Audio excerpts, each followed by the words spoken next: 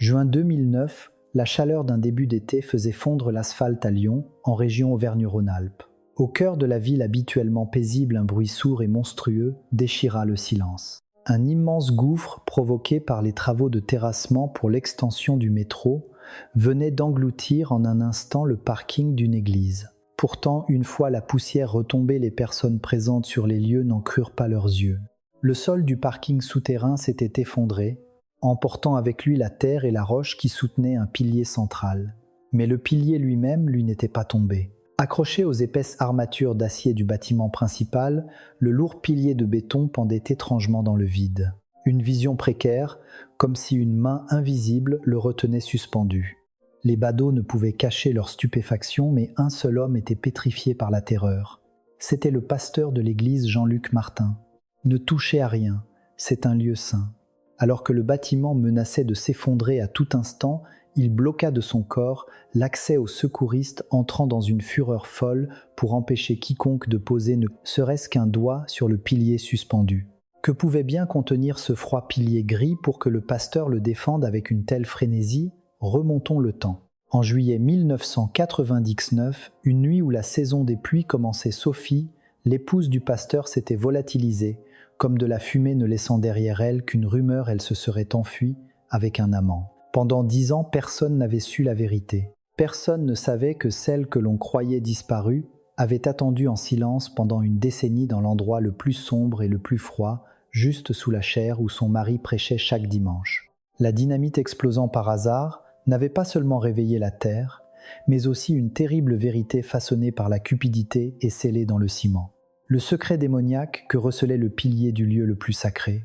L'histoire commence. Abonnez-vous et une journée radieuse vous sera offerte. Voici le récit de ce jour-là. Le 15 juin 2009, à 14h30, la chaleur estivale faisait onduler l'air au-dessus de l'asphalte dans le 8e arrondissement de Lyon. Le silence d'un après-midi languide fut brisé par un son sourd et puissant venu des profondeurs de la terre. Boum, c'était le bruit d'une explosion sur le chantier de l'extension de la ligne D du métro. La vibration, telle une bête vivante, se propagea instantanément à travers le sol. Dans l'air frais du parking souterrain de l'église, sainte grâce de fines fissures commencèrent à se dessiner. Crac, une ligne aussi fine qu'un cheveu apparut sur le sol en béton gris. Ce n'était que le début. Au moment où la deuxième explosion frappa les tympans, la fissure s'ouvrit brutalement, s'étendant dans toutes les directions, comme une toile d'araignée. Un fidèle frère Paul, qui s'apprêtait à démarrer sa voiture, laissa tomber ses clés sous l'effet de la surprise. Tiens, c'est étrange. Il baissa les yeux vers le sol perplexe. Le grondement inquiétant qu'il sentait sous ses pieds n'avait rien de normal. Frère Paul monta les escaliers en toute hâte et frappa à la porte du bureau du pasteur au premier étage. « Pasteur, il se passe quelque chose de bizarre dans le parking. » La porte s'ouvrit et le pasteur Jean-Luc Martin apparut. Âgé d'une 50aine d'années, il fronça les sourcils et regarda frère Paul d'un air agacé. « Ne vous affolez pas comme ça. C'est encore le bruit du chantier. » « Non, ce n'est pas ça, le sol se fissure de partout. » Jean-Luc Martin laissa échapper un claquement de langue et suivit frère Paul au sous-sol. Il croisa les bras et observa attentivement les fissures. Ces ouvriers finiront par causer un accident. Il faudra leur demander des dédommagements plus tard. C'est à ce moment-là. La troisième explosion se fit sentir par la vibration avant même que le son n'arrive. Tout le parking souterrain se mit à tanguer comme la cabine d'un navire. ZZZ, boum. Un bruit de déchirement assourdissant, et sous les yeux de frère Paul, le sol du parking s'effondra. « Ah, pasteur, fuyez !» hurla-t-il en tirant sur la manche de Jean-Luc Martin. Couverts de poussière, les deux hommes sortirent en courant. Derrière eux, un grondement énorme retentit, et le bâtiment principal de l'église vacilla. Les fenêtres s'ouvrirent et se fermèrent violemment. Les vitres se brisèrent et le clocher de l'église oscilla dangereusement. Mais qu'est-ce que... Mon église. Arrivé sur le parvis, Jean-Luc Martin resta bouche bée devant le spectacle. Là où devait se trouver le parking souterrain, un trou béant et noir s'était ouvert. Un gouffre immense d'au moins 5 mètres de profondeur. Mais ce qui horrifia le plus les gens était autre chose. « Regardez ça, le pilier est suspendu !» cria quelqu'un dans la foule des curieux en pointant du doigt. Au milieu du gouffre, un des épais piliers de béton qui soutenait le poids de l'église pendait précairement dans le vide accroché aux armatures d'acier de la dalle supérieure. La terre et la roche qui le soutenaient avaient complètement disparu et le pilier se balançait étrangement comme un condamné à la potence. S'il tombe, toute l'église s'effondre, appelez vite le 112. Les sirènes retentirent dans le chaos. Bientôt des véhicules de la sécurité civile de Lyon et des camions de pompiers arrivèrent en trombe. Le chef de l'équipe de sécurité, M. Lambert, ajusta son casque et s'approcha. En voyant le pilier suspendu, il pâlit et secoua la tête. « C'est dangereux, tout le monde doit évacuer immédiatement. Reculez le périmètre de sécurité. » Alors que M. Lambert criait dans son mégaphone, Jean-Luc Martin se précipita vers lui furieux. « Évacuez. Mais de quel droit nous demandez-vous de partir ?» Les yeux de Jean-Luc Martin étaient injectés de sang. Pasteur regardait la situation. Ce pilier peut se briser à tout moment. Le bâtiment entier pourrait s'effondrer. La ferme, ceci est la maison de Dieu. Un simple fonctionnaire n'a pas le droit de toucher à quoi que ce soit ici. Monsieur Lambert était sans voix. Il ne comprenait pas l'entêtement absurde de Jean-Luc Martin alors que le bâtiment était sur le point de s'effondrer. Pasteur, s'il vous plaît, soyez raisonnable. Nous devons d'abord faire une expertise structurelle. Pour savoir combien de temps ce pilier peut tenir, il faut faire un carottage du béton pour tester sa résistance. Carottage, absolument pas. La voix de Jean-Luc Martin devint aiguë et stridente. Il bondit comme s'il avait marché sur des braises. Percez un trou dans le pilier. Vous voulez profaner ce lieu saint, il faudra me passer sur le corps. Messieurs, Lambert se sentait désespéré, mais la sécurité était la priorité absolue.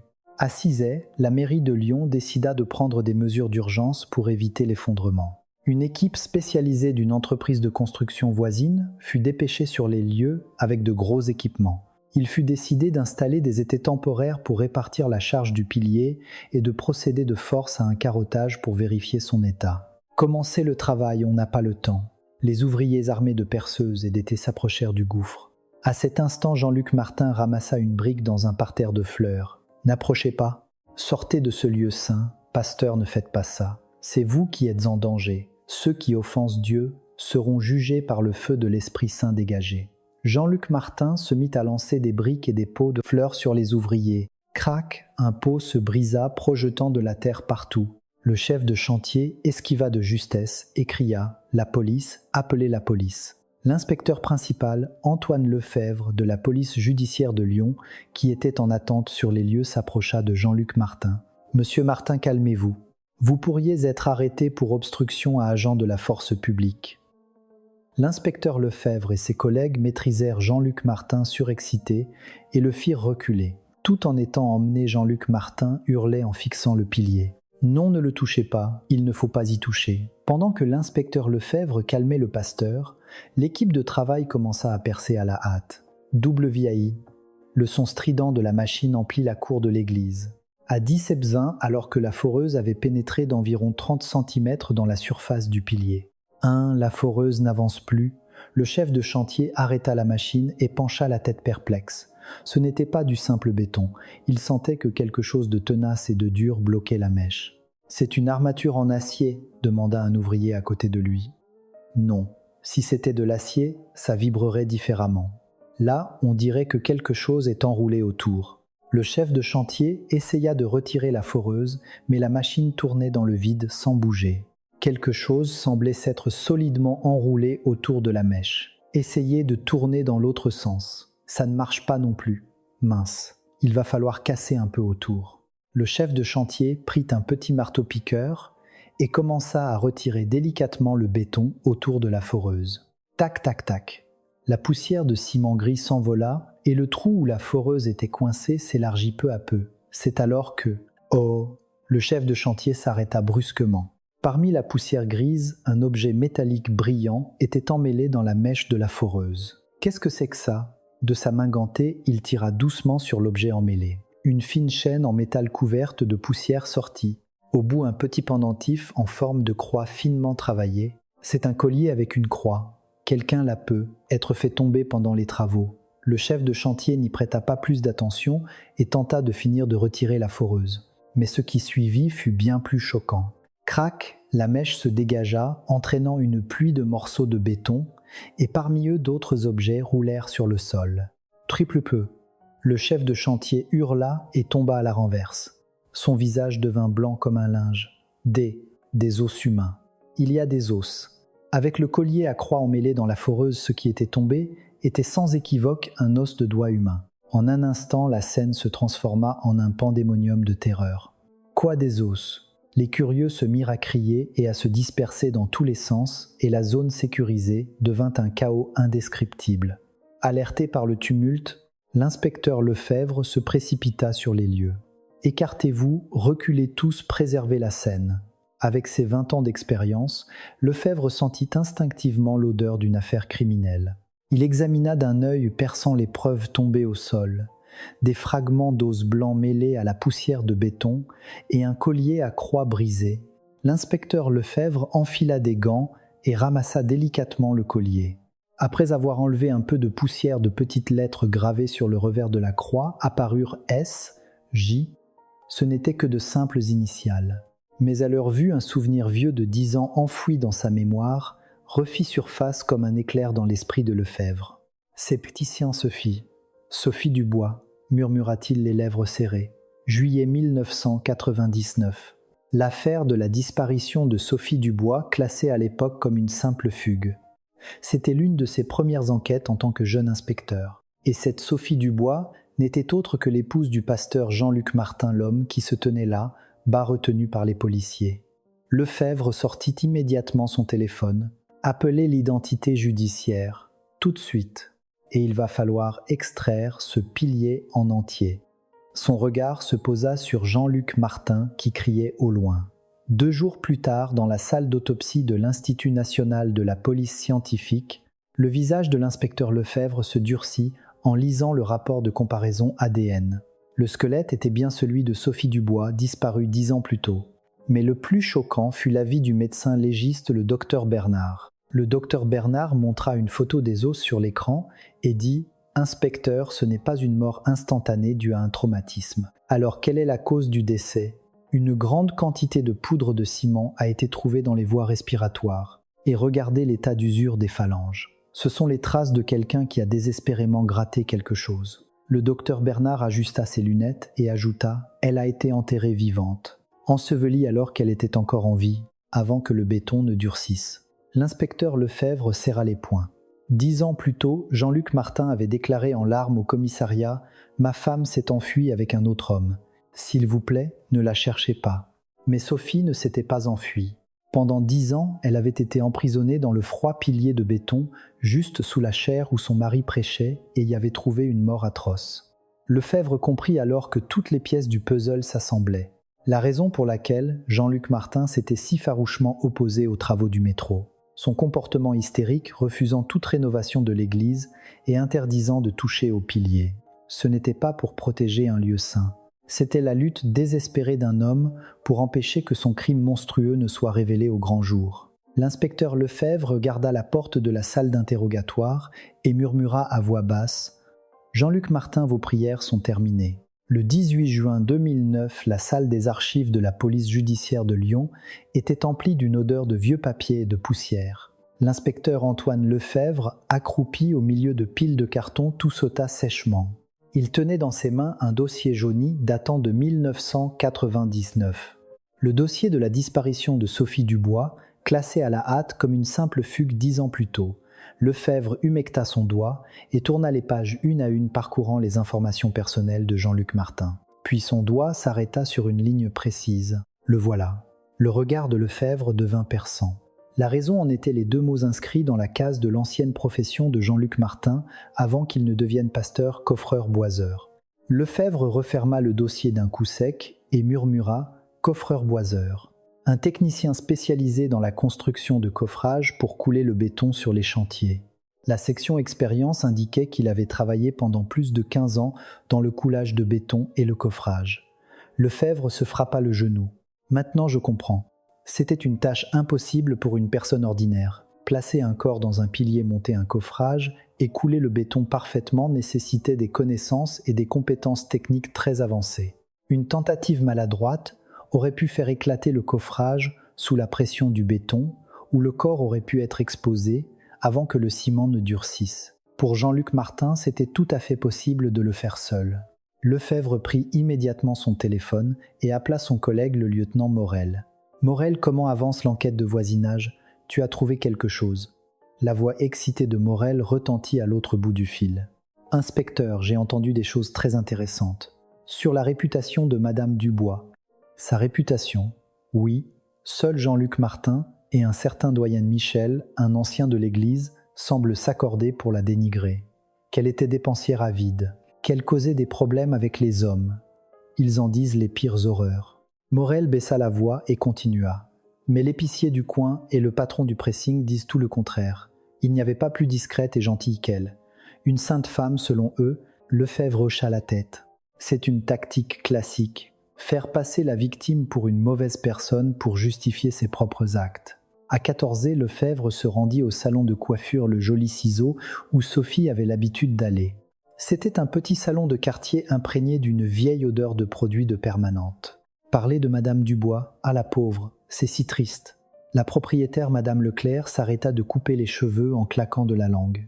La cinquantaine, elle se souvenait des événements d'il y a 10 ans comme si c'était hier. C'était une femme vraiment adorable. Elle parlait tout bas, toujours soucieuse de ne pas déranger les autres. Dépensière n'importe quoi. Elle a porté le même manteau pendant plus de 10 ans. Madame Leclerc regarda Lefebvre dans le miroir et chuchota d'un air conspirateur. « Mais, inspecteur, ça reste entre nous, mais un jour j'ai remarqué qu'elle avait des bleus violents sur les bras. Quand je lui ai demandé, elle a juste dit qu'elle était tombée. Vous soupçonniez des violences conjugales. Ce n'était pas un soupçon, c'était une certitude. La dernière fois qu'elle est venue se faire coiffer, elle m'a demandé de lui recommander un avocat spécialisé en divorce. » Les sourcils de Lefebvre se froncèrent. « Un avocat pour divorcer ? Oui. Je lui ai donné le numéro d'un avocat que je connais. Elle m'a dit qu'elle n'en pouvait plus, qu'il fallait que ça s'arrête. Et quelques jours plus tard, la rumeur a couru qu'elle s'était enfuie avec un amant. J'ai trouvé ça très étrange. » Lefebvre nota rapidement le nom de l'avocat que Madame Leclerc lui avait donné dans son carnet. Sophie ne préparait pas une fuite. Elle essayait d'échapper à la violence de son mari et de reprendre sa vie en main légalement. En sortant du salon de coiffure, Lefebvre se dirigea directement vers la maison de la mère de Sophie dans la banlieue de Lyon. Assise sur le perron d'une vieille maison, la mère de Sophie, approchant les 80 ans, eut les yeux qui s'embuèrent dès que le nom de sa fille fut prononcé. « Elle m'a appelé cette nuit-là. » Sa voix était si angoissée. La vieille dame passa une main tremblante sur son visage ridé. Sophie était très agitée, elle n'arrêtait pas de dire qu'elle devait absolument récupérer une valise rouge. Une valise rouge ? Quel genre de valise ? Oui. Une valise rigide, je crois qu'elle a dit. En plastique dur comme une valise de voyage. Elle disait qu'elle y avait mis quelque chose de très important et qu'elle viendrait chez moi avec. C'était la dernière fois que je lui ai parlé. La mère de Sophie éclata en sanglots. Lefebvre sentit instinctivement que cette valise rouge était la clé de l'affaire. Ce que Sophie voulait protéger au péril de sa vie, le secret que Jean-Luc Martin voulait cacher à tout prix, se trouvait probablement à l'intérieur. À 10 Suisses de retour au commissariat, Lefebvre afficha sur son écran les résultats du suivi des comptes bancaires obtenus grâce à une réquisition. Le compte de Sophie était impeccable. Loin de toute fuite avec de l'argent, seul de petits retraits pour les courses et le pressing avaient été effectués jusqu'à la veille de sa disparition. En revanche, les mouvements sur le compte de Jean-Luc Martin étaient extrêmement suspects. Dans la semaine qui a suivi la disparition de Sophie, d'importantes sommes d'argent liquide ont été retirées à 3 reprises au distributeur, un total de 8 000 €, une somme non négligeable pour l'époque. Il avait un trou urgent à combler. Le prix de la bétonnière, ou pour acheter le silence de quelqu'un, Lefebvre frappa sur son bureau et se leva. Convoquer Jean-Luc Martin. Le lendemain matin, Jean-Luc Martin se présenta dans la salle d'interrogatoire du commissariat de Lyon. Vêtu d'un costume noir impeccable, il tenait une épaisse Bible en cuir sous son bras. Malgré l'air glacial de la salle, il s'efforçait de maintenir une posture digne. Lefebvre s'assit en face de lui et le fixa intensément. « Pasteur, votre femme Sophie Dubois a été retrouvée après 10 ans. Malheureusement, c'est un corps sans vie que nous avons découvert. » Malgré la voix calme de Lefebvre, Jean-Luc Martin ne sia pas. Au contraire, il serra la Bible contre sa poitrine et ferma les yeux. Alors elle était bien là. Vous le saviez. Oh mon Dieu, pourquoi une telle épreuve ? marmonna Jean-Luc Martin pour lui-même en secouant la tête. Que voulez-vous dire ? Je vous demande si vous saviez où se trouvait le corps. Ma femme a dû vouloir revenir à l'église même dans la mort. Jean-Luc Martin regarda Lefebvre avec une expression triste. Elle est sûrement entrée secrètement dans l'église pour se donner la mort. L'église et moi lui manquions. Bien que sa chair ait péché en partant, son âme désirait ardemment ce lieu saint. Lefebvre faillit éclater de rire. S'enfoncer soi-même dans un pilier, couler du béton et attendre qu'il durcisse pour se suicider. Est-ce que ça vous semble crédible, monsieur Martin, vous nous prenez pour des idiots ? C'est physiquement impossible. Qu'une personne entre dans un coffrage étroit et que quelqu'un coule le béton de l'extérieur, elle ne pouvait pas le faire seule. Rien n'est impossible à Dieu, répondit fermement Jean-Luc Martin. Alors qui a coulé le béton ? Je ne sais pas. Un ange peut être. Un ange. La voix de Lefebvre monta d'un ton. Vous voulez dire qu'un ange a conduit une bétonnière, a branché le tuyau et a coulé le béton. Jean-Luc Martin se tut un instant, mais son visage arborait toujours une conviction fanatique. C'est la volonté de Dieu. Comment de simples humains comme nous pourraient-ils tout comprendre ? Il y a sûrement eu une intervention surnaturelle. Lefebvre réprima la colère qui montait en lui et prit une profonde inspiration. Le spectacle de cet homme se cachant derrière le bouclier de la religion pour jouer avec les mots le dégoûtait, mais en tant qu'enquêteur, il devait garder son sang-froid. Lefebvre jeta une feuille de papier sur la table. Le 12 juillet 1999 dans la soirée. Où étiez-vous ? J'assistais à une veillée de prière. J'ai prié toute la nuit avec les fidèles. Jean-Luc Martin sortit de sa poche une feuille de papier froissée et la tendit. C'était la liste des participants à la veillée de prière de l'église datée d'il y a 10 ans. Le nom animateur-pasteur Jean-Luc Martin était clairement écrit en haut. Lefebvre s'empara de la liste et l'examina de près. Jean-Luc Martin, doyenne Michel Frère, Paul Sœur Thérèse, une vingtaine de noms y figuraient. Mais quelque chose clochait. Lefebvre brandit la liste devant le visage de Jean-Luc Martin. Qui a rédigé cette liste ? C'est le doyen Michel qui était secrétaire à l'époque. C'est quelqu'un de méticuleux pour le contrôle des présences, n'est-ce pas ? Regardez l'épaisseur du trait, la pression sur le papier. Tout a été écrit par la même personne avec le même stylo en une seule fois. Lefebvre fixa Jean-Luc Martin droit dans les yeux. Si les gens étaient vraiment venus à la veillée, chacun aurait signé ou les écritures seraient différentes. Ce n'est qu'un bout de papier que quelqu'un a rempli en imaginant la scène assis à un bureau. Pour la première fois, les pupilles de Jean-Luc Martin vacillèrent. Il déglutit difficilement. « Je vous le redemande. Le 12 juillet au soir étiez-vous dans l'église ou devant le pilier du parking souterrain ? Je vous ai dit que j'y étais, hurla Jean-Luc Martin en se levant brusquement. Vous me traitez de menteur, vous osez douter de la parole d'un pasteur. Une feuille de présence falsifiée ne constitue pas un alibi. Monsieur Martin, falsifié, comment osez-vous mentir devant Dieu ? Ce soir-là, j'étais à genoux devant l'autel en prière. Jean-Luc Martin s'érassit tempestant, mais le bout de ses doigts posés sur la table tremblait légèrement. Lefebvre en eut la certitude. Cet homme est le coupable. Le démon qui a emprisonné sa femme dans un pilier et a prêché et chanté des cantiques au-dessus d'elle pendant 10 ans. Mais il manquait encore une preuve matérielle irréfutable. Pour obtenir des aveux, il lui fallait une preuve qu'il ne pourrait pas réfuter. Après l'interrogatoire, Lefebvre réunit ses collègues dans le bureau de la brigade. Jean-Luc Martin est notre principal suspect. Le lieutenant Morel demanda d'un air inquiet. « Inspecteur, l'intime conviction est forte mais sans preuve directe, ce sera difficile de le mettre en examen, non. S'il continue avec ses histoires d'anges, c'est pourquoi nous devons la trouver. La valise rouge dont parlait la mère de Sophie, nous devons savoir où elle est. » Il écrivit en gros « valise rouge » sur le tableau blanc et l'entoura. La raison pour laquelle Martin a retiré de l'argent en urgence il y a 10 ans et l'emplacement de cette valise, les deux sont liés. Trouvez-la à tout prix. Le regard de Lefebvre brillait d'une lueur sombre. Il était déterminé à déterrer cette vérité enfouie depuis 10 ans et à l'exposer au grand jour. Le 20 juin 2009 à 23, passé les lumières du bureau de la brigade criminelle de Lyon, étaient encore allumées. L'inspecteur Antoine Lefebvre, sous la lumière de sa lampe de bureau, se frottait les yeux en scrutant les relevés téléphoniques que l'opérateur venait de lui transmettre. 10 années avaient effacé beaucoup de données des serveurs, mais l'équipe tenace de la police scientifique avait miraculeusement récupéré des fragments de 0 et de 1 poussiéreux au fond d'une bande de sauvegarde. C'était la liste des appels de Sophie juste avant sa disparition en juillet 1999. Trouvé. Lefebvre pointa du doigt l'écran.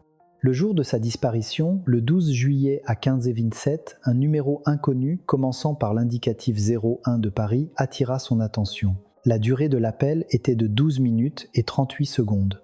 Sachant que les appels de Sophie étaient généralement brefs d'1 minute ou 2, cela indiquait clairement une conversation importante. Mais à qui a-t-elle bien pu parler si longtemps juste avant de mourir ?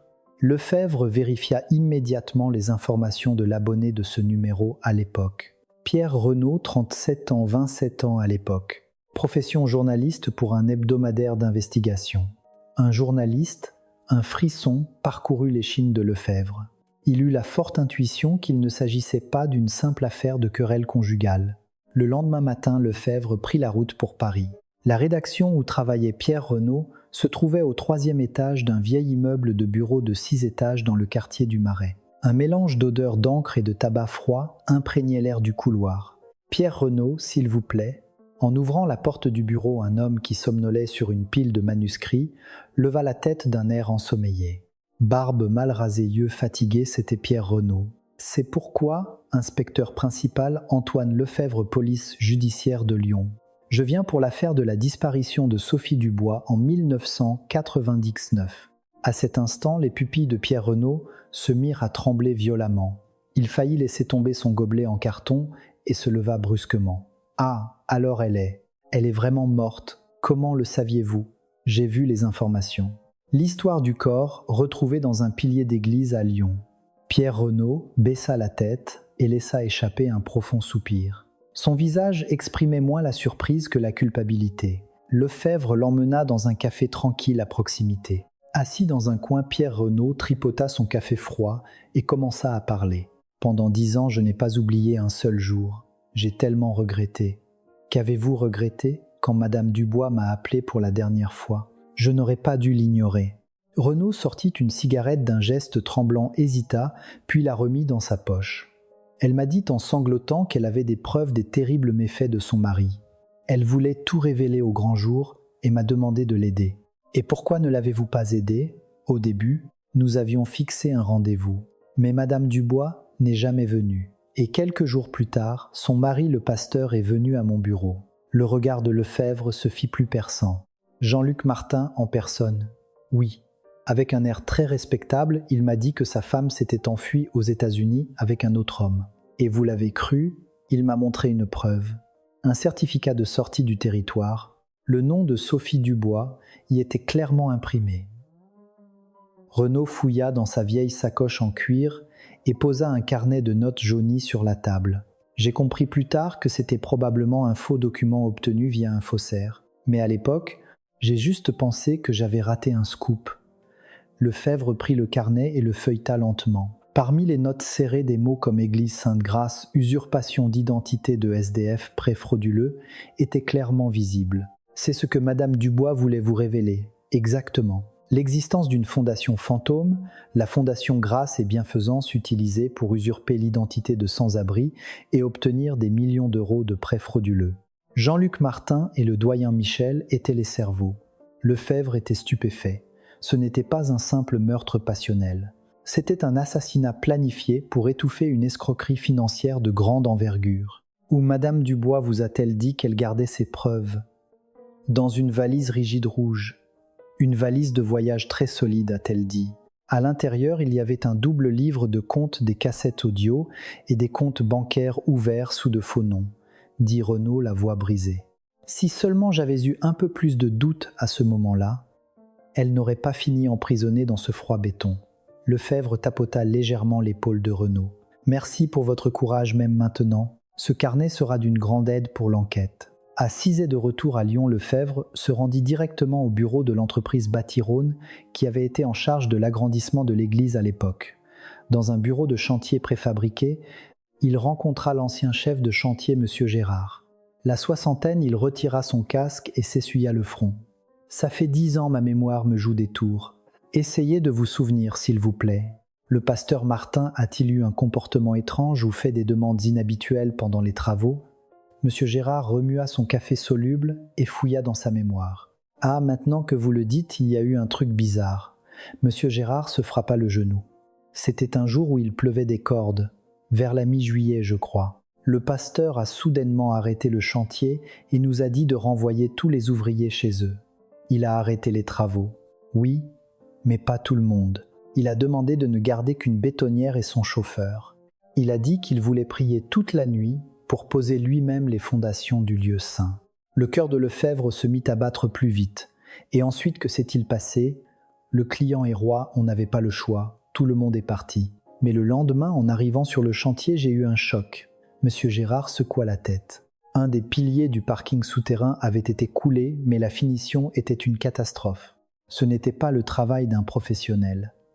La surface était toute cabossée et le coffrage était mal fixé. Et alors ? J'étais tellement sidéré que je lui ai dit qu'il fallait tout casser et recommencer. Il m'a sauté dessus les yeux en feu. Il a hurlé de ne surtout pas y toucher, que c'était un pilier sacré, achevé par l'œuvre de Dieu pendant la nuit. Monsieur Gérard secoua la tête. À l'époque, j'ai juste pensé que ces fanatiques religieux étaient un peu spéciaux, mais maintenant que j'y repense, ça me donne la chair de poule. Lefebvre en eut la certitude. La nuit pluvieuse du 12 juillet 1999, Jean-Luc Martin avait renvoyé tous les ouvriers et seul dans le parking souterrain vide avait actionné le levier de la bétonnière, en espérant que les cris de sa femme se noieraient dans le bruit de la pluie. Pendant ce temps, au domicile de Jean-Luc Martin, le doyen Michel, paniqué par la nouvelle du début de l'enquête sur la fraude financière, se précipita chez lui. « Pasteur, c'est la catastrophe. La police va perquisitionner les comptes de la Fondation Grâce et Bienfaisance. » Le doyen Michel agité faisait les 100 pas dans le salon. La valise rouge que Sophie a laissée. « Si la police la trouve, nous sommes finis. Mais où l'avez-vous cachée ?» Jean-Luc Martin, profondément enfoncé dans son canapé, leva vers le doyen Michel des yeux froids et vides. « Calmez-vous, doyenne. Ne vous affolez pas. Comment voulez-vous que je me calme si le meurtre et le détournement de fonds sont révélés nous ? Sans preuve, il n'y a ni meurtre ni détournement de fonds. » Jean-Luc Martin le coupa d'une voix basse. « Cette valise est en sécurité, dans un endroit inaccessible à la main de l'homme, un endroit condamné au silence éternel. » Mais l'anxiété du doyen Michel ne s'apaisait pas. Les journaux titraient en boucle sur le démon en soutane et le meurtre au béton. Des journalistes et des manifestants campaient devant l'église. Jean-Luc Martin se leva lentement. Un sourire cruel se dessina sur ses lèvres. « Nous ne pouvons pas rester les bras croisés. Il faut préparer un bouc émissaire. » « Un bouc émissaire de qui parlez-vous ? Quelqu'un pour porter la croix à ma place. » « Un serviteur loyal qui ira en prison pour laver mes péchés, n'est-ce pas ?» Le regard de Jean-Luc Martin passa par-dessus le doyen Michel et se perdit quelque part par la fenêtre. Il avait déjà élaboré dans son esprit un plan diabolique pour renverser la situation. Dans la salle de réunion du commissariat de Lyon, Antoine Lefebvre écrivit en lettres capitales valise rouge avec un marqueur rouge sur le tableau blanc. Toutes les preuves des crimes de Jean-Luc Martin sont là, dedans. La trouver est la clé de cette enquête. Le lieutenant Morel déplia une carte. Nous avons déjà fouillé l'église et son domicile sans succès. Ne l'aurait-il pas jeté quelque part ? Non. Lefebvre secoua la tête. Martin est un perfectionniste. Il ne confierait pas ça à quelqu'un d'autre et ne la jetterait pas n'importe où, dans un endroit proche sous son contrôle, mais que personne ne soupçonnerait. Le doigt de Lefebvre pointa un endroit sur la carte. Il faut réduire le périmètre. La valise se trouve à une distance qu'il a pu parcourir seul par une nuit de pluie. Le regard de l'équipe d'enquêteurs devint perçant. La chasse à la valise invisible venait de commencer. Le 27 juin, 2009 à 9 du matin, de grosses gouttes de pluie, annonçant le début d'une période pluvieuse, frappaient violemment les vieilles fenêtres du commissariat de Lyon. Dans l'humidité ambiante de l'accueil, la porte s'ouvrit silencieusement et une femme d'une 50aine d'années vêtue d'une simple robe noire entra comme un fantôme. Son visage était hagard, comme si elle n'avait pas dormi depuis plusieurs nuits, et ses mains jointes tremblaient sans cesse. « C'est pourquoi ?» demanda l'agent d'accueil d'une voix neutre. La femme humecta ses lèvres sèches et répondit avec difficulté. « Je viens me rendre. Vous rendre pour quelle affaire ? L'affaire de Madame Sophie Dubois de l'église Sainte-Grâce. » Un silence de mort s'abattit sur l'accueil. L'agent la regarda avec des yeux écarquillés et décrocha immédiatement le téléphone pour appeler la brigade criminelle. 10 minutes plus tard, l'atmosphère dans la première salle d'interrogatoire était pesante. L'inspecteur Antoine Lefebvre observait d'un œil perçant la femme assise en face de lui. Hélène Bernard, 53 ans, bénévole à la cuisine de l'église Sainte-Grâce. Elle gardait la tête baissée comme une coupable tordant un mouchoir dans ses mains. « Madame Hélène Bernard, c'est bien ça. Que savez-vous sur l'affaire Sophie Dubois ? C'est moi. » Hélène Bernard leva la tête et des larmes se mirent à couler de ses yeux rougis. « C'est moi qui ai tué madame. Le pasteur ne sait rien. » Lefebvre resta impassible en la regardant. C'était un aveu inattendu, mais son instinct d'enquêteur lui criait que quelque chose clochait. « Racontez-moi ce qui s'est passé en respectant la chronologie et les faits, s'il vous plaît. » Hélène Bernard prit une profonde inspiration et commença à raconter une histoire qui semblait préparée. C'était la nuit du 12 juillet, il y a 10 ans. Madame a fait irruption dans la cuisine et a commencé à faire un scandale exigeant que je lui donne le livre des dons. Et ensuite, je lui ai dit de ne pas salir le nom du pasteur et elle m'a poussé. Dans un accès de colère, je l'ai repoussé à mon tour. Madame est tombée en arrière et s'est cognée la tête contre le coin du coffrage du pilier. Hélène Bernard décrivait la scène avec des détails précis, comme si elle la revoyait. Prise de panique, j'ai poussé le corps seul dans le coffrage et j'ai préparé du ciment pour le recouvrir. « Vous avez fait tout ça toute seule ?»« Oui, je le jure, je l'ai fait seule. » Lefebvre la fixa droit dans les yeux en faisant tourner son stylo. Le récit était trop parfait et cette perfection le rendait encore plus suspect. À 14h, une réunion de crise eut lieu dans le bureau du commissaire divisionnaire. Le commissaire, l'air satisfait, tapota les documents et sourit. L'auteur a avoué ses déclarations sont très détaillées. Mettez Hélène Bernard en examen pour homicide involontaire et recel de cadavre. Commissaire, il y a encore beaucoup de points suspects. Lefebvre s'opposa immédiatement. Il est physiquement impossible qu'une femme d'âge moyen et de faible constitution ait déplacé un corps seul. Taisez-vous, Lefebvre. Vous savez que votre promotion est en jeu, n'est-ce pas? Ne compliquez pas les choses et faites ce qu'on vous dit. Sous les foudres du commissaire, Lefebvre se mordit la lèvre et serra les poings. Une force invisible et puissante tentait d'étouffer l'enquête. Au même moment, dans un cabinet d'avocats parisien, le pasteur Jean-Luc Martin s'entraînait devant un miroir avant sa conférence de presse. Assisé sous les flashs crépitants des appareils photo, il se présenta devant le micro. « Mes chers concitoyens », commença-t-il d'une voix tremblante, « apprendre que la coupable était sœur Hélène, que je considérais comme ma propre famille depuis 15 ans. C'est comme être poignardé dans le dos par un enfant que l'on a élevé dans la foi. » Un journaliste leva la main et posa une question. « Allez-vous pardonner à Madame Hélène Bernard ?» Jean-Luc Martin serra sa Bible contre sa poitrine et leva les yeux au ciel. « C'est une douleur atroce, mais en tant que serviteur de Dieu, je m'efforcerai de lui pardonner. » L'opinion publique bascula instantanément en faveur de Jean-Luc Martin. Les commentaires de soutien inondèrent Internet, mais Lefebvre ne se laissa pas ébranler. Il retourna dans son bureau et examina le dossier d'Hélène Bernard. Hélène Bernard, taille 1,58 m, poids 48 kg. Dossier médical traitement pour arthrite. C'est impossible. Lefebvre frappa son bureau et se leva d'un bond. Une femme de petite taille, souffrant d'arthrite, aurait soulevé un corps pour le hisser à 3 mètres de hauteur dans un coffrage toute seule. C'est alors que son regard parcourant l'état civil d'Hélène Bernard s'arrêta sur une ligne. Fils Thomas Bernard, entré chez Bouygues le 20 juin 2009. Le groupe Bouygues, l'un des plus grands conglomérats français. La personne qui l'avait recommandé était étonnamment le pasteur Jean-Luc Martin. Un sourire glacial se dessina sur les lèvres de Lefebvre. Il a pris la vie de son fils en otage. Quel monstre! Le lendemain matin, Lefebvre convoqua de nouveau Hélène Bernard en salle d'interrogatoire. Sur la table se trouvait une corde de chantier épaisse et une photo du tableau de commande d'une bétonnière. « Madame Bernard, vous avez dit avoir utilisé une corde pour hisser le corps dans le pilier, n'est-ce pas ?»« Oui. »« Pour que le corps ne tombe pas, quel type de nœud avez-vous fait? Montrez-moi. » Hélène Bernard prit la corde d'une main tremblante. Elle essaya de la tordre dans tous les sens, mais la corde ne faisait que s'emmêler sans former de nœud. Des gouttes de sueur froide perlèrent sur son front. « Ça fait longtemps, je ne me souviens plus très bien. » Lefebvre lui mit une photo sous le nez. « Alors ça vous devez le savoir. Pour actionner la goulotte de la bétonnière, quel levier faut-il tirer ?» Hélène Bernard regarda la photo d'un air absent. Pour elle, ce n'était qu'un amas de machines compliquées. « Madame, soyez honnête. » Lefebvre se pencha pour la regarder dans les yeux. « Votre fils Thomas vient d'entrer chez Bouygues. Félicitations. » Au mot « fils », le visage d'Hélène Bernard devint blanc comme un linge. « Inspecteur, je vous en supplie.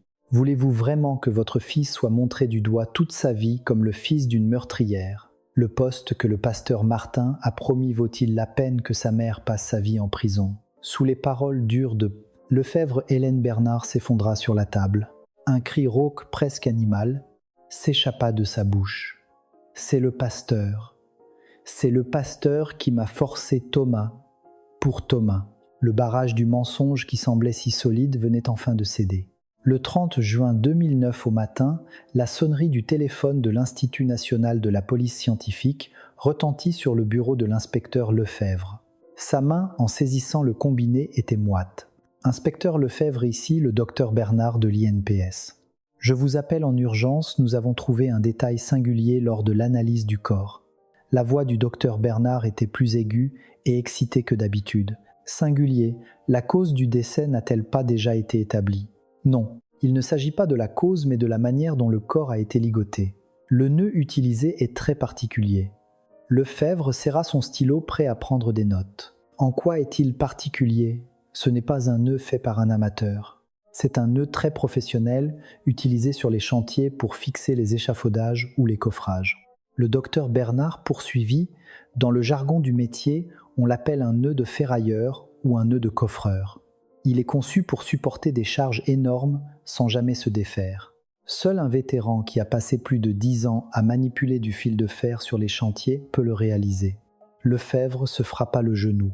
Hélène Bernard, qui n'avait fait que cuisiner toute sa vie, n'avait aucune chance de connaître la technique professionnelle du nœud de ferrailleur. « Docteur, merci. Envoyez-moi immédiatement par fax la photo de ce nœud et le rapport d'analyse. » Le regard de Lefebvre brillait d'une lueur perçante. Il ordonna immédiatement la convocation d'Hélène Bernard qui était en détention provisoire. À 14h dans la première salle d'interrogatoire, Lefebvre avait disposé sur la table plusieurs cordes épaisses, un manuel sur les nœuds de chantier et les photos du corps envoyées par l'INPS.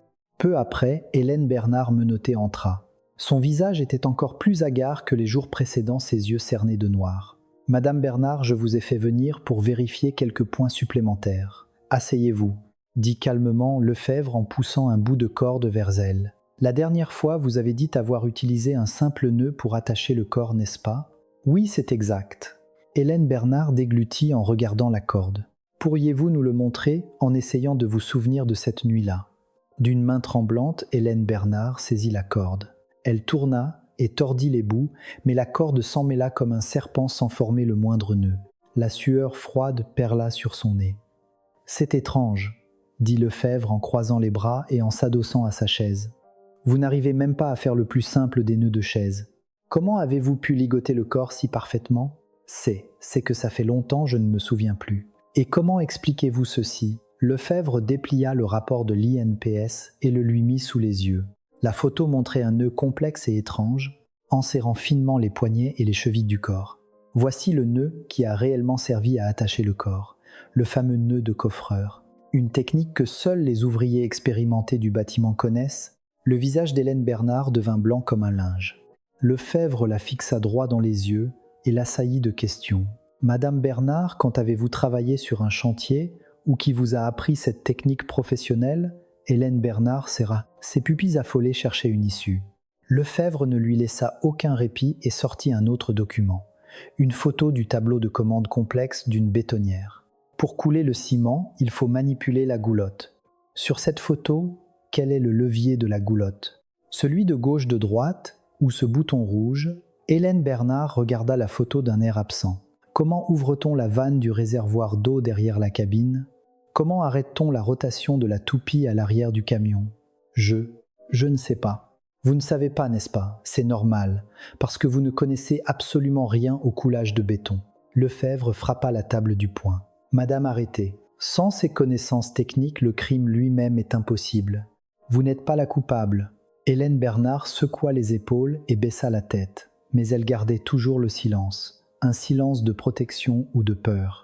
C'est alors qu'un fichier urgent de l'équipe de police scientifique arriva sur l'ordinateur portable de Lefebvre.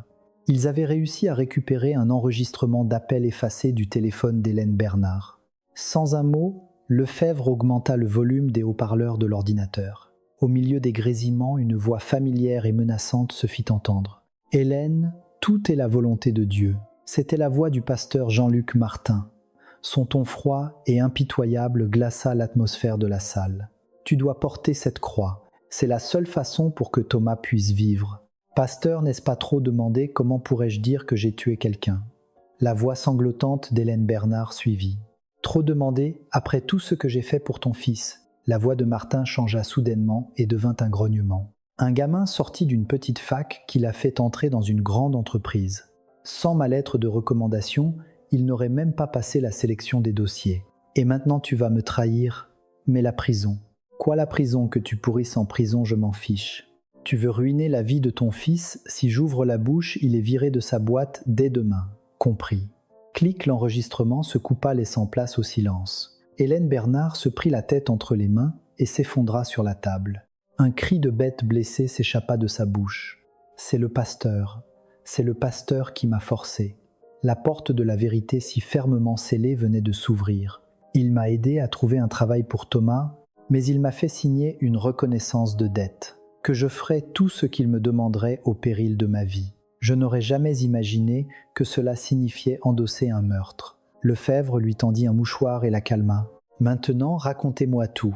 Que s'est-il réellement passé cette nuit-là » Hélène Bernard leva son visage inondé de larmes. « Je n'ai fait que le guet. Le guet, oui. Cette nuit de pluie, le pasteur m'a appelé. Madame était à terre et il m'a dit qu'il s'occuperait de tout et que je devais juste surveiller si quelqu'un arrivait. » Les lèvres d'Hélène Bernard tremblaient. Et ensuite, le pasteur a creusé le sol comme un fou avec une pioche à l'endroit où le pilier devait être érigé. Et il a enterré quelque chose d'abord. Qu'a-t-il enterré? Une valise de voyage rouge. Une valise qui semblait rigide. Il l'a mise au fond du trou à recouvert de terre et ensuite il a mis madame dessus. Hélène Bernard ne put continuer et éclata de nouveau en sanglots. Je crois que madame était encore en vie à ce moment-là. J'entendais des gémissements. Le poing de Lefebvre se serra. Jean-Luc Martin n'avait pas simplement tué sa femme dans un accès de rage. Pour dissimuler à jamais la valise contenant les preuves de ses méfaits, il l'avait enterrée vivante et l'avait scellée dans le béton. Sous le pilier du lieu le plus sacré, il avait enterré la plus vile des cupidités. Lefebvre se leva aussitôt et prit sa radio. Toute la brigade criminelle, rendez-vous immédiatement sur le site du gouffre de l'église Sainte-Grâce. Appelez aussi l'identité judiciaire et une excavatrice. Sa voix résonna. Une preuve cruciale est enterrée sous le pilier. Nous devons trouver la valise rouge que Jean-Luc Martin a cachée. Les enquêteurs sirènes hurlantes foncèrent vers l'église à travers la pluie. Ils se rassemblèrent sous le pilier de béton suspendu de manière précaire à la structure effondrée du parking souterrain. C'est là, creusé juste en dessous de ce pilier. L'endroit que Lefebvre pointait du doigt se trouvait juste sous la chaire où Jean-Luc Martin avait prêché chaque semaine pendant 10 ans. À chaque coup de pelle dans la terre humide, la vérité attendue depuis une décennie commençait peu à peu à refaire surface. Le 3 juillet 2009 à 10 du matin, alors que le front pluvieux marquait une pause, une tension palpable régnait sur le site du gouffre de l'église Sainte-Grâce. Des camions transportant des équipements de recherche spéciaux s'alignaient devant le trou béant du parking effondré. L'inspecteur Antoine Lefebvre ajusta la sangle de son casque et déplia une carte avec les techniciens spécialisés. C'est impossible à voir à l'œil nu. Nous allons utiliser une caméra endoscopique et une mini-pelle pour explorer précisément la cavité sous la base du pilier. Compris, nous allons sécuriser la voie d'accès. Un technicien inséra délicatement le câble fin d'une caméra à fibre optique dans l'étroite fente entre le pilier et le sol. L'espace entre le pilier de béton, suspendu comme un hameçon aux armatures supérieures, et le sol emporté n'était que de 30 cm. Une situation périlleuse où le pilier pouvait perdre son équilibre et s'effondrer à tout moment. Sur l'écran de contrôle, une image floue apparut au milieu des parasites. Un enchevêtrement de boue, de fragments de béton et d'armatures d'acier. Allez un peu plus loin. 15 degrés vers la droite, ordonna Lefebvre, le nez presque collé à l'écran. La caméra avança lentement à travers la boue. C'est alors qu'un reflet de lumière inhabituelle fut capté dans un coin de l'écran. « Attendez, stop !» Le technicien ajusta rapidement la mise au point de la caméra. Lorsque l'image devint nette, un cri de stupéfaction s'éleva parmi les inspecteurs présents. Entre les armatures de la fondation, mises à nu par l'érosion du sol sous le pilier suspendu, un objet de couleur rouge était étrangement coincé. « C'est ça !» cria Lefebvre en serrant le poing. « La valise est accrochée aux armatures de la fondation. Elle a dû se prendre dedans lors du coulage du béton. » Madame Bernard avait raison. Il l'a enterrée, mais la pression du coulage l'a fait remonter et elle s'est coincée dans les fers. Mais même avec la preuve sous leurs yeux, la récupérer était un autre problème. Le sol soutenant la base du pilier était si instable que les gros engins ne pouvaient même pas s'approcher et l'ouverture était trop étroite pour qu'un homme puisse y entrer. Comment on la sort de là si on touche au pilier ? Tout le bâtiment risque de s'effondrer comme un château de cartes, demanda le lieutenant Morel inquiet. On doit trouver un moyen. Toute la vérité est là, dedans. Lefebvre demanda immédiatement l'aide d'urgence de la sécurité civile. Installer un double système d'étais pour stabiliser le pilier. Il nous faut juste assez d'espace pour qu'un homme puisse passer. À 14h, les travaux de renforcement étaient terminés. Un agent du GIGN, le sergent-chef Dubois, en tenue de travail couverte de boue, se mit en position pour ramper. Sergent-chef, ne prenez pas de risque. Au moindre signe d'effondrement, sortez sans vous retourner. Attachez bien votre ligne de vie, le prévint Lefebvre en lui tapotant l'épaule. Dubois alluma sa lampe frontale et se glissa dans l'étroite ouverture. Seul le bruit de la boue et sa respiration haletante parvenaient à travers la radio. Tous les regards étaient rivés sur lui, retenant leur souffle. 10 minutes plus tard, la voix pressée de Dubois retentit à la radio. « J'ai la poignée. C'est bien une valise rigide rouge. Parfait, tirez-la doucement. » Des cris de joie éclatèrent. Peu après, Dubois, couvert de boue de la tête aux pieds, ressortit en traînant la valise rouge. C'était une valise de voyage en plastique, renforcée de haute qualité. Malgré 10 longues années passées dans la terre froide, à l'exception de quelques égratignures, elle était étonnamment bien conservée. Le système de fermeture est encore intact. Un peu rouillé, mais il tient, dit Lefebvre en enlevant la terre de la valise avec sa main gantée. On comprend à quel point Madame Dubois voulait la protéger. Lefebvre coupa la serrure avec une pince Monseigneur. Clic, au son sec, la valise s'ouvrit et le lieutenant Morel qui regardait resta bouche bée. Mon Dieu, c'est en parfait état. À l'intérieur, des enveloppes de documents soigneusement emballées dans un double sac plastique étanche remplissaient la valise. Elles étaient parfaitement conservées sans la moindre trace d'humidité. D'une main tremblante, Lefebvre ouvrit la première enveloppe et en sortit le contenu. Sur la couverture d'un épais carnet relié, on pouvait lire en lettres soignées « Comptabilité originale, Fondation Grâce et Bienfaisance ». Voilà le double livre de comptes. Lefebvre tourna les pages et le visage hideux de Jean-Luc Martin se révéla en chiffres. Les dons des fidèles gagnés à la sueur de leur front étaient blanchis et finissaient dans les poches de Martin avec des dates et des montants détaillés. « Inspecteur, regardez ça ». Morel pointa une page du carnet du doigt. Chaque mois, 5 000 € étaient virés à une certaine Valérie Petit. La note indique pension alimentaire. Valérie Petit, probablement sa maîtresse. Il menait une double vie sous son masque de sainteté. Le regard de Lefebvre en feuilletant le carnet s'arrêta net. Une découverte encore plus choquante. Casino Barrière, salon VIP, perte de 20 000 €. Cercle de jeux clandestins, le Carré d'As, près de 50 000 €. Il jouait l'argent des dons de ses fidèles. Il était allé jusqu'au bout. Lefebvre dégoûté saisit la deuxième preuve. Un paquet de cassettes audio étiquetées « Conversation Jean-Luc Martin, doyenne Michel ». Les enregistrements que Madame Dubois a fait au péril de sa vie. Lefebvre activa immédiatement un lecteur de cassettes portable.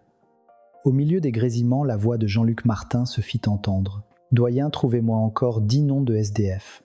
100 000 € par tête, ça nous fera 1 million. De quoi rembourser le prêt de l'église et me donner un peu d'air.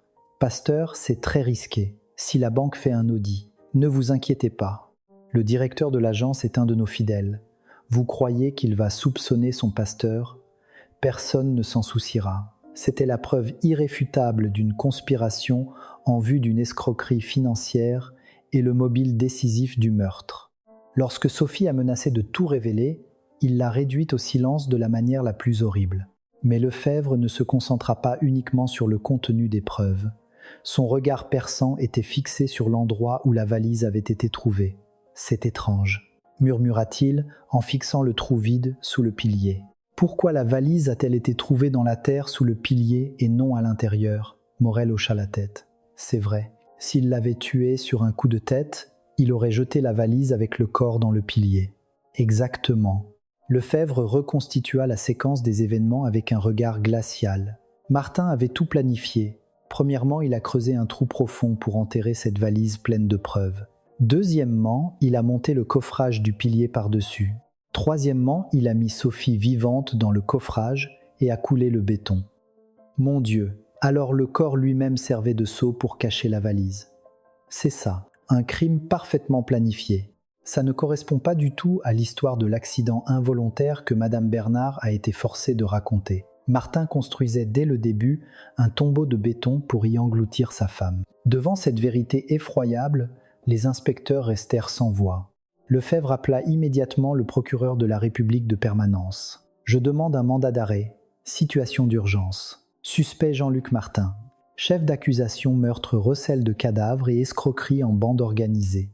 Les preuves sont accablantes. » À 10 sept, le mandat d'arrêt fut délivré. Lefebvre, accompagné de toute son équipe, se dirigea vers l'église Sainte-Grâce, sirène hurlante. Mais en arrivant sur place, un spectacle étrange les attendait. Devant la porte principale de l'église, des centaines de fidèles formaient une chaîne humaine bloquant l'entrée. « Ne touchez pas à notre pasteur. Suppôt de Satan, c'est une persécution religieuse. » Arrière. Les fidèles, portant des bandeaux rouges sur lesquels était écrit « Résistance jusqu'à la mort » et prêts au martyre, résistaient avec acharnement. Il était clair que Martin, anticipant la découverte de son crime, avait endoctriné ses fidèles pour s'en servir de bouclier. Le pasteur est innocent, tout est un complot. Dieu vous punira par le feu. Les yeux des fanatiques privés de raison brillaient de folie. Lefebvre monta sur le toit d'une voiture de police avec un mégaphone. « Calmez-vous, nous sommes ici pour appliquer la loi. Le suspect Jean-Luc Martin est un criminel odieux qui a assassiné sa femme et dissimulé son corps. Le recel de criminel est un délit grave. Menteur, notre pasteur ne ferait jamais ça. » Les fidèles se mirent à lancer des pierres et des bouteilles d'eau sur les policiers, leur résistance devenant de plus en plus violente. La situation s'envenimant, Lefebvre prit sa radio. « Envoyez l'unité d'intervention, ouvrez un passage. » Les CRS boucliers en avant tentèrent de forcer le passage. Poussée dégagée, cris, hurlements, bousculades. Le parvis de l'église se transforma en un champ de bataille. Lefebvre et Morel profitèrent de la confusion pour courir à toute vitesse vers le bâtiment principal. Boum! En enfonçant la lourde porte de l'église, ils virent la silhouette de Jean-Luc Martin, seul à genoux devant la chaire vide. Il faisait semblant de prier, le regard tourné vers la croix. « Jean-Luc Martin !» Le cri de Lefebvre résonna dans l'église. « Un mandat d'arrêt a été délivré. Je vous arrête pour le meurtre et le recel de cadavres de Sophie Dubois et pour escroquerie. » Martin se leva lentement et se retourna. Son visage était si serein que c'en était effrayant. « Inspecteur, qu'ai-je fait de mal ? Je ne faisais que prier pour la brebis égarée. Ce que vous avez fait de mal, demandez-le à votre femme qui a été emprisonnée pendant 10 ans sous vos pieds dans ce froid béton.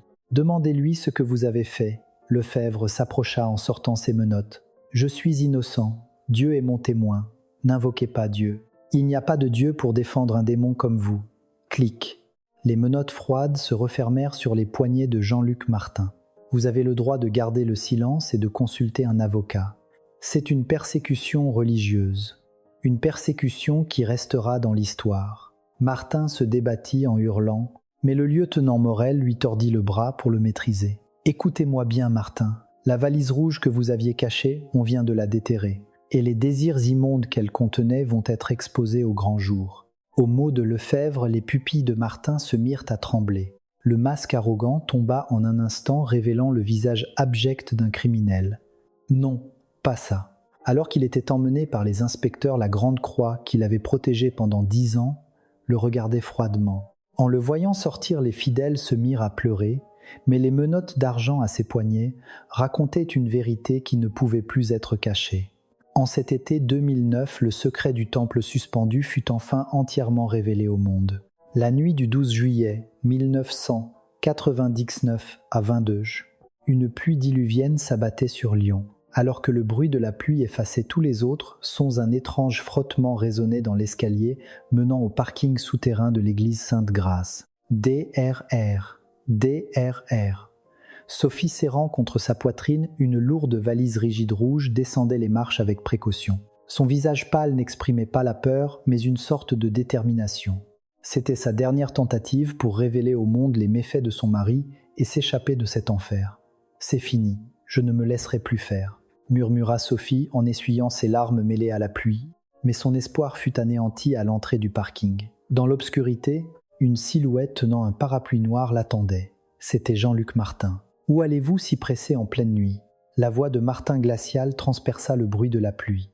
Sophie sursauta et recula. « Toi, qu'est-ce que tu fais là ? C'est mon église. Je la protège. Quel est le problème ?» Martin s'approcha lentement, son regard fixé sur la valise dans les bras de Sophie. « Cette valise rouge. Tu ne peux pas l'emporter sans ma permission. Laisse-moi passer, je ne ferai plus ce que tu veux, » cria Sophie, trouvant le courage de le repousser. Mais elle ne pouvait rien contre la force d'un homme qui avait passé 15 ans à se muscler sur les chantiers. Martin lui attrapa le poignet et le tordit. « Aïe, donne-moi ça !» Après une brève lutte, Sophie fut projetée au sol et la valise rouge tomba sur l'asphalte en s'ouvrant. Flap, le double livre de contes et les cassettes audio, soigneusement rangés à l'intérieur, se répandirent sur le sol mouillé. Martin ramassa les documents éparpillés. À la lumière de sa lampe de poche, en voyant le contenu du livre de contes, son visage se tordit de rage. « Comment oses-tu m'espionner ? Tu croyais que j'ignorais tes saletés. » Sophie, repoussant ses cheveux mouillés, le foudroya du regard. Le jeu, le détournement de fond était maîtresse. « Tu n'as même pas le droit de porter cette robe de pasteur. Je vais tout révéler. Révéler de quel droit ?» La raison de Martin vola en éclats et son poing s'abattit sur le visage de Sophie. Pof, avec un cri étouffé, Sophie s'effondra, mais la violence de Martin ne s'arrêta pas. Il se mit à la rouer de coups de pied. « Comment oses-tu ? Oser détruire le temple que j'ai bâti ?» La conscience de Sophie s'estompa peu à peu, tandis qu'une flaque d'eau de pluie se teintait de rouge. Haletant, Martin regarda sa femme à terre, puis sortit son téléphone d'une main tremblante. « Hélène, viens tout de suite à l'église. À cette heure-ci, il pleut tellement. Pas de discussion, viens. Ne le dis à personne et entre par la porte de derrière. » 30 minutes plus tard, Hélène, descendant d'un taxi en courant, porta la main à sa bouche en voyant la scène. Madame couverte de sang à terre, et le pasteur les yeux brillants comme ceux d'une bête sauvage. « Pasteur, mais qu'est-ce que… » La ferme. Martin attrapa Hélène par le col et grogna. « Si tu racontes à qui que ce soit ce que tu viens de voir, la vie de ton fils Thomas est finie aussi. Thomas, qu'est-ce qu'il a à voir là, dedans ? Tout. C'est moi qui ai payé ses études et qui l'ai pistonné. Si je tombe, ton fils tombe avec moi comme complice. Compris. Pour une mère pauvre, son enfant était le plus puissant des chantages. Hélène, terrifiée, ne put qu'acquiescer. Aide-moi. Sinon, on meurt tous les deux. » Martin se mit immédiatement à l'œuvre avec une aisance effrayante. Il alla chercher une pioche et une pelle dans l'entrepôt et se mit à creuser frénétiquement le sol à l'endroit où le pilier devait être érigé. Ses 20 ans d'expérience de coffreur n'avaient pas disparu. « Pasteur, qu'est-ce que vous faites ? J'enterre les preuves. »« Pour toujours, » répondit Martin, le visage couvert d'un mélange de pluie et de sueur. « Si cette valise voit le jour, mon temple s'effondre. Et Dieu ne le veut pas. » Après 1 heure de lutte acharnée, un trou profond fut creusé. Martin fourra de nouveau les documents dans la valise et jeta la valise rigide rouge au fond du trou. Il recouvrit ensuite de terre et tassa le sol. Mais la véritable horreur commença ensuite. Martin traîna le corps inconscient de Sophie et lui lia les mains et les pieds avec une corde épaisse de chantier. Le nœud de coffreur complexe et solide serra son corps. « Pasteur, je vous en supplie, madame respire encore. » Hélène s'agrippa à son pantalon. « Ne faites pas ça, c'est un meurtre. » « La ferme, qu'est-ce que tu en sais ?» Martin repoussa Hélène d'un coup de pied. « Ce n'est pas un meurtre, c'est un rituel sacré pour poser les fondations du temple. C'est pour purifier une âme possédée par Satan. » Martin souleva Sophie et la jeta à l'intérieur du coffrage du pilier où les armatures d'acier s'entrecroisaient. Une fois son corps coincé entre les fers, il serra fermement le coffrage avec des tiges de serrage. Au loin, les phares d'une bétonnière approchèrent. Martin essuya rapidement ses mains ensanglantées dans l'eau de pluie et s'approcha du chauffeur. « Bonsoir. Avec cette pluie, reposez-vous un peu dans la cabine. Je donnerai le signal pour le coulage moi-même. » Vous êtes sûr que ça ira tout seul ? Je veux prier en posant les fondations avec dévotion, s'il vous plaît. » Le chauffeur perplexe retourna dans sa cabine et Martin se dirigea vers l'arrière du camion pour actionner les leviers. Le bruit de la pluie était si fort que le chauffeur ne pouvait rien voir ni entendre de ce qui se passait à l'arrière. Martin saisit le levier de commande. La goulotte se dirigea vers l'ouverture du coffrage et le mélange de ciment gris et pâteux commença à se déverser. C'est alors que le ciment froid toucha sa peau et Sophie, qui était inconsciente, ouvrit brusquement les yeux. Elle réalisa qu'elle était piégée dans une cage de fer étroite et sombre. Un liquide froid et lourd se déversait sur sa tête. Sophie essaya de crier, mais le ciment lui boucha instantanément la bouche et le nez. Elle se débattit désespérément, mais les nœuds professionnels ne bougèrent pas. « Regarde Hélène !» Martin éclata d'un rire dément en regardant le ciment couler. « Dieu est en train de la juger. Regarde comme elle se débat. C'est Satan qui se démène. Pasteur, s'il vous plaît, arrêtez. » Hélène se boucha les oreilles et s'effondra en sanglots, mais Martin ne s'arrêta pas. Au contraire, il tira le levier encore plus fort. La lutte désespérée de Sophie faiblit peu à peu. La mort grise qui avait commencé par ses chevilles avait maintenant atteint sa poitrine puis le sommet de sa tête. Son dernier souffle s'éteignit dans le ciment. Martin prit une truelle et lissa la surface du pilier, d'un geste soigné comme s'il travaillait sur une œuvre d'art. « Sur ce pilier, je construirai la plus sainte et la plus haute des chaires, » murmura-t-il en essuyant son visage lavé par la pluie. « L'âme souillée de ma femme sera purifiée en devenant le pilier de ce temple. Amen. » Ainsi la pluie de juillet lava toutes les traces de sang de cette nuit-là. Jean-Luc Martin et Hélène Bernard, sous la pluie battante, regardèrent le ciment durcir. C'était la naissance d'une complicité de silence irréversible.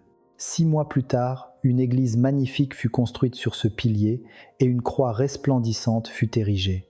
Chaque dimanche, Jean-Luc Martin, debout sur l'estrade, juste au-dessus de l'endroit où sa femme était enterrée, prêchait l'amour et le pardon de Dieu les larmes aux yeux.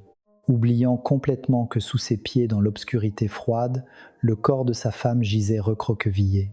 De retour en juillet 2009, dans la salle d'interrogatoire du commissariat de Lyon.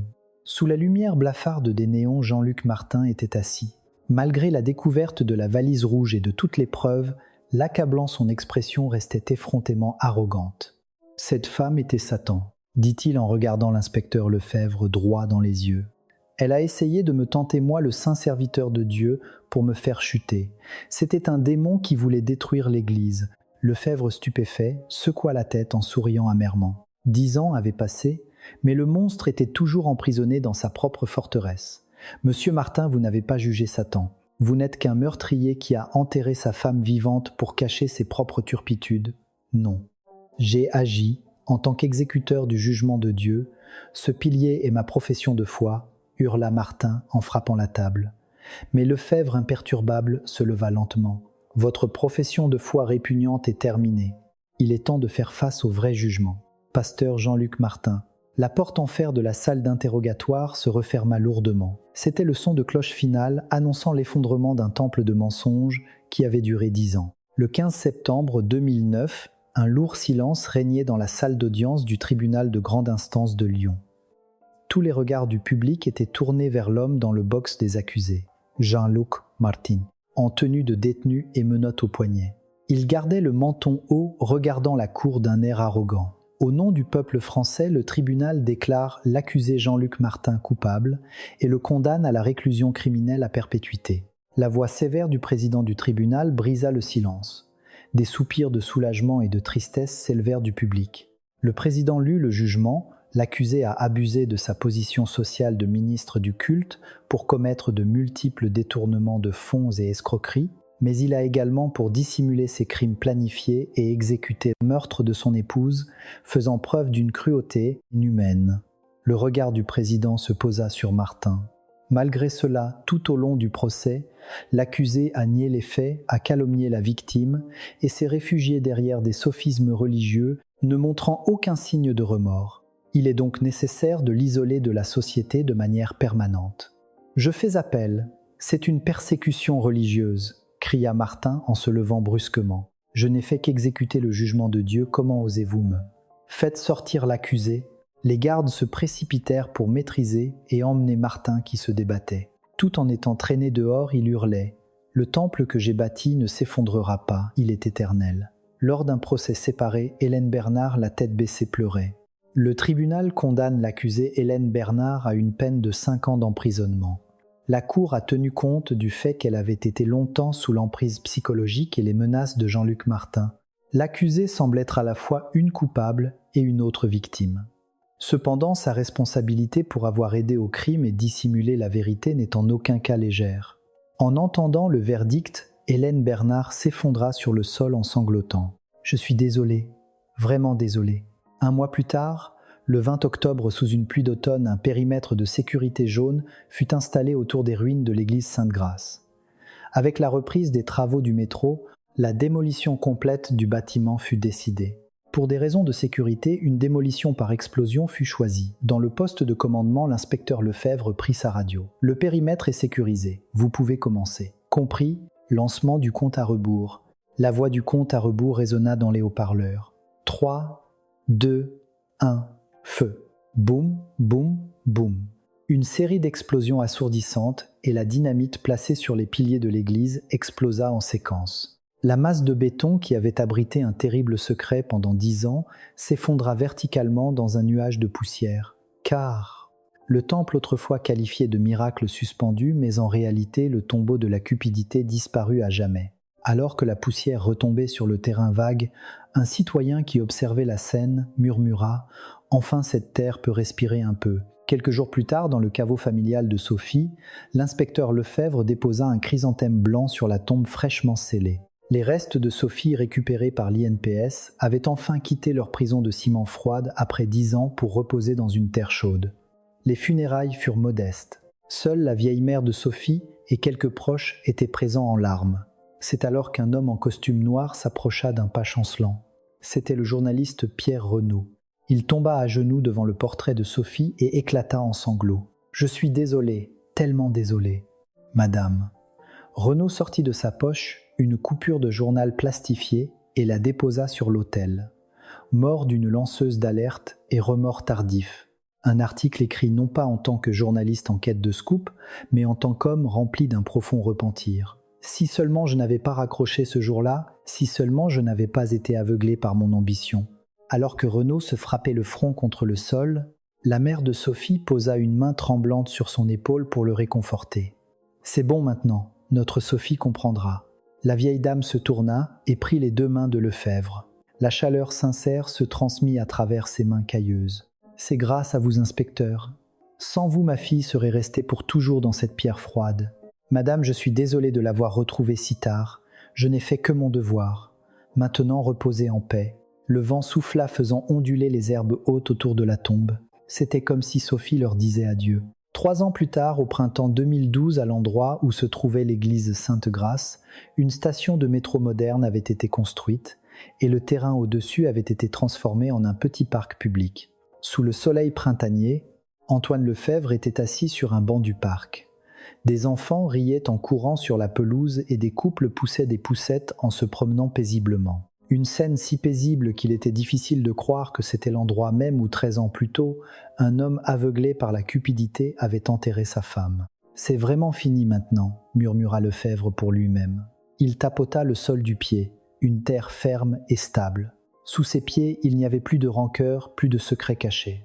Lefebvre sortit un vieux carnet de la poche intérieure de sa veste.